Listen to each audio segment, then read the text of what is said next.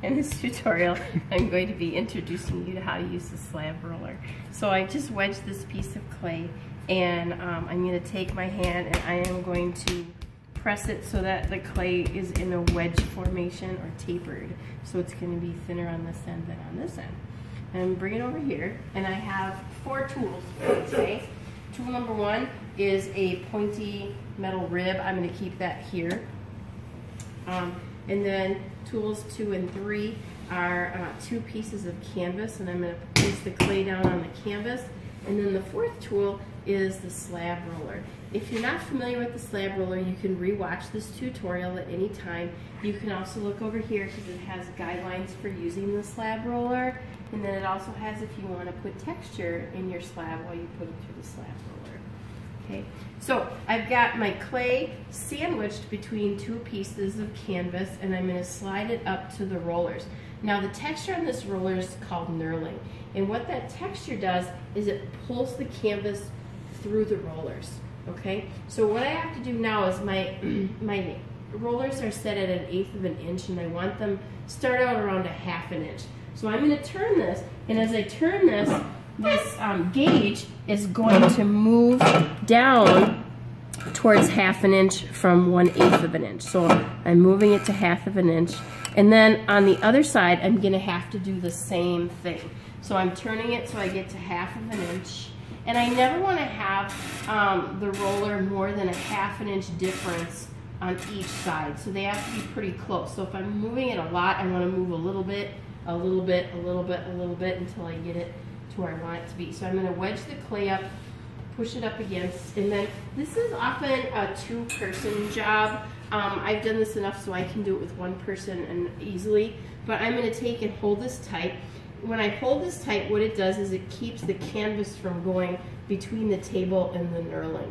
Okay, if that does happen, then you just want to back up your clay and pull it out. All right, but I'm going to go through and putting the clay through, and it's going to go in the direction that I'm rolling it. So right now it's getting longer going this way. So I still have a little bit of room here. I'm going to turn the clay 180 degrees. Sometimes I don't have to do that because I have enough space, but I notice I have more on this side. So I'm going to put it up against that roller, and then I'm going to change this to 3/8, which is between 1/2 and 1/4.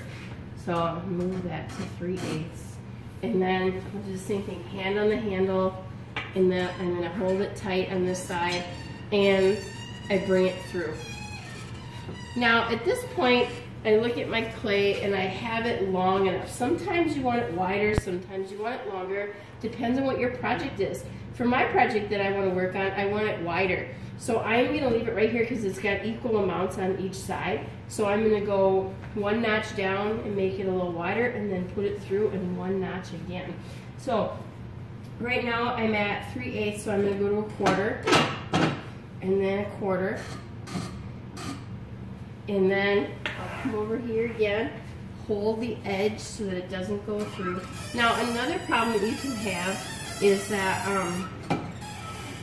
your clay can stick out the end. So you have to keep an eye on it. If it does do that, then you want to make sure you cut it off, because you really don't want to get it on this knurling. When you get clay on the knurling, then it sticks to it. It's really hard to get it out. And not only is it hard, but then it leaves dents in other people's artwork, or their slabs. So you don't want to do that either. So now I'm on my last pass through, and you'll notice that this North Star slab roller, you can put the clay through either direction. It doesn't matter. This is actually the feeder side, so it's designed to go in this way, but you can do it on either side. So I'm going to hold this tight, bring it through. If I do pull it through and it doesn't move, then chances are I'm going the wrong way with my wheel, so I just reverse the wheel. Okay.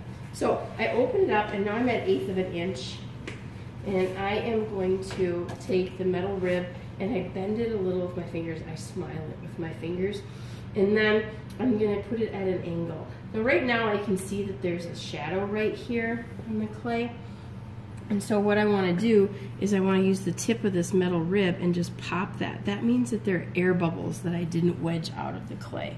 So, and then as I'm compressing, that's what I'm doing here. I'm pressing down on the clay surface. I'm removing the canvas, which potters and ceramic artists usually don't keep that. It's kind of a sign that you don't know what you're doing if you leave that canvas mark on there. But I'm also at the same time, I'm giving my clay a hug. I just stretched it out, and so I'm hugging it so that it's back to being happy and not being stretched out. So I've gotten this side smoothed, and then I tend not to lift my clay up by the edge. You can see it starts to rip because it can stick to this to the canvas. So instead I lift the canvas up and the clay drops onto my hand, and then I lift it up and I bring it back down. So that's the way that I like to flip the clay. So I'm looking again for any air bubbles or for shadows, and I'm not seeing any. It looks like I got it the first time.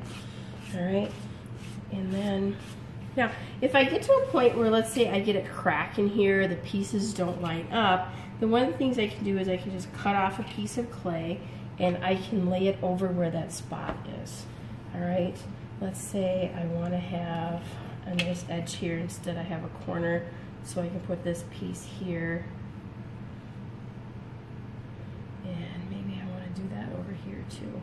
And then I can put this back over, and then I want the clay to go in the direction where it overlaps. So I have it overlap. I don't put it right on the edge, but covers it up a little bit. And then I can, again, hold the edge, pull it through.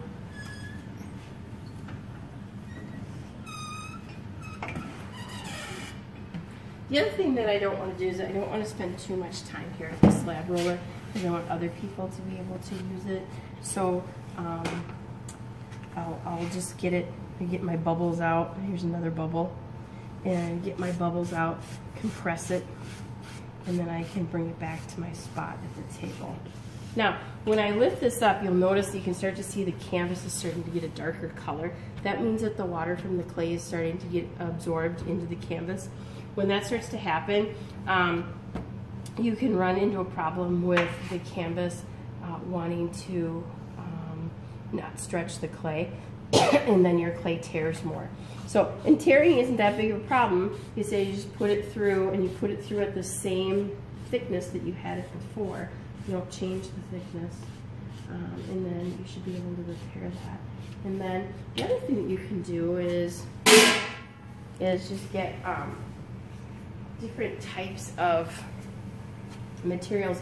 These are kept in the drawer under the tools, and you can lay these materials onto your slab, and then you can put it through the slab roller. And you don't want something too thick, right? Because it's going to press into the clay. So be mindful that if you have something 1/8 of an inch, you want to have something less than 1/8 of an inch, so that your clay doesn't get holes in it, or it doesn't rip the slab roller. So I can pull this up, and then I can lift this out, and you can see the texture that's created by using the slab roller. Okay, so that's what I have for you today. Remember, directions are here on the wall.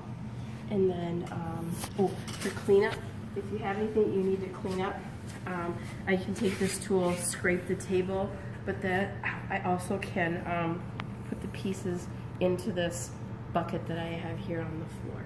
All right, have fun.